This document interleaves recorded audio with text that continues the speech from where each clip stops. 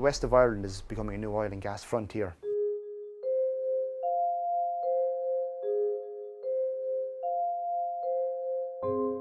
An offshore pipeline, a very high pressure raw gas pipeline, bring it onshore through farmland close to people's houses and into a refinery in the middle of villages. The problem was that this pipeline was very dangerous. They didn't even have to go through planning permission because our government just signed off on it on stroke of a pen.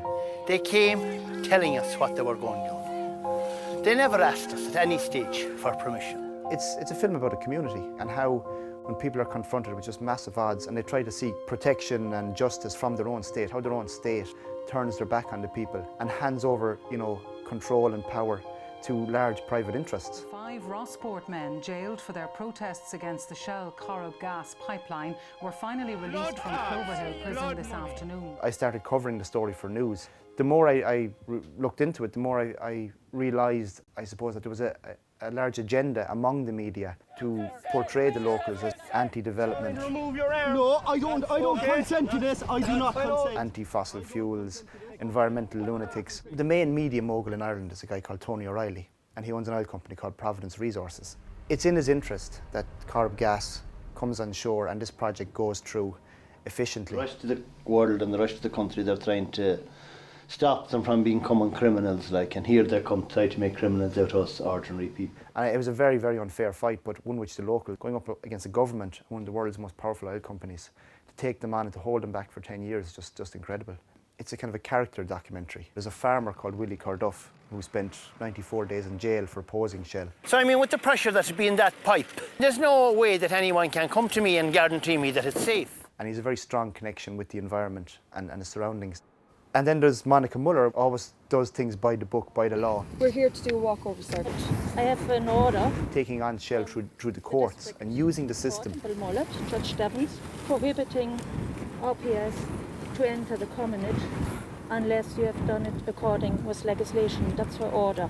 Yeah. So you're breaking it. And the same laws that put 5 of her neighbours to jail in 2005, she uses the exact same laws against Shell to hold up Shell when they try and bring the pipeline close to her house. We're not going to give the Solitaire or any other vessel contracted to Shell The chief O'Domhnaill. any exclusion zone. Do you get that? He's a crab fisherman. And he takes his small 45-foot wooden crab boat up against the largest pipe-laying ship in the world, the Solitaire. It's the size of 2 football stadiums. And there's a kind of a standoff. Solitaire out. My livelihood! My livelihood! I'm not leaving no area.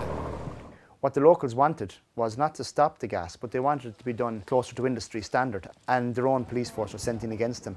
It's only continuing what we've done all along, is fully participate in the processes laid out in law. However, always when they get vindication, Shell and the government move in and they get laws overturned, they get laws changed, and it brings the community back to square one.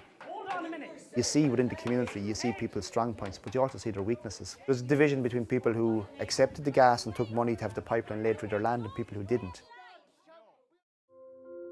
When the banking crisis came, we kind of realised the country was bankrupt. When we launched the film, it was kind of at that time.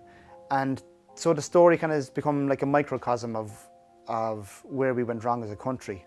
However, the elephant in the room in the story is how we gave away our natural resources. Originally in the 70s, we had very responsible ministers who put in place oil and gas terms similar to Norway. We had much more accountability from the oil companies. However, that was dismantled in the late 80s, the early 90s by politicians who were involved in corrupt practices. And we're dealing with the fallout of that now. And the pipe is very much the human consequences of that. Because you think stuff like this only happens in the third world or happens in Nigeria. In Ireland, we kind of pride ourselves as being a very strong democracy, a very transparent democracy, until you realise that actually our democracy is very, very flawed.